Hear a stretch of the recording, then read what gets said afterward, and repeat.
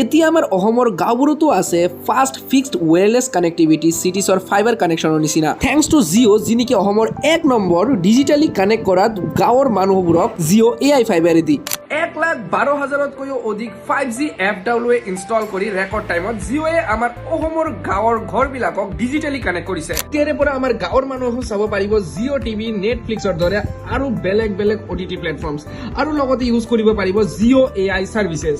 হিলি areas বা পাহাৰীয়া এৰিয়াজতো আছে এতিয়া ভাল ইণ্টাৰনেট কানেকশ্যন যাৰ বাবে work from home jobs online business আৰু হয় লগতে অনলাইনত হোম ষ্টেজো বুক কৰাৰ সুবিধা এতিয়া হৈছে। সঁচাকে জিঅ'য়ে আমাৰ গাঁওবোৰক চিটিজৰ ইণ্টাৰনেট ইনফ্ৰাষ্ট্ৰাকচাৰৰ লগত কানেক্ট কৰিছে। ইয়ং বিজনেছ লিডাৰ আকাশ আম্বানীৰ কথাবোৰ আজি সত্য হৈছে। আকাশ আম্বানীৰ ডিজিটেল সামান্তাৰ আণ্ডাৰত তেওঁ ফ'কাছ কৰি আছে আমাৰ গাঁওবোৰক ডিজিটেলি কানেক্ট কৰাৰ আৰু ট্ৰায়ৰ ৰিপৰ্ট অনুসৰি এইটো হৈও আছে আৰু জিঅ' ভাৰতৰ সকলো ষ্টেটতে লিড কৰি আছে in terms of 5G FWA services আৰু এই কোম্পানীটোৱে প্ৰভাইড কৰিছে 27.74 লাখ কানেকশ্যনছ গাঁওবোৰত। বহুত বহুত ধন্যবাদ কৰিছো জিঅ'ক যিয়ে নেকি মোৰ গাঁৱত ইনক্ৰেডিবল স্পীড দি আছে এট এফৰ্ডেবল প্ৰাইচ।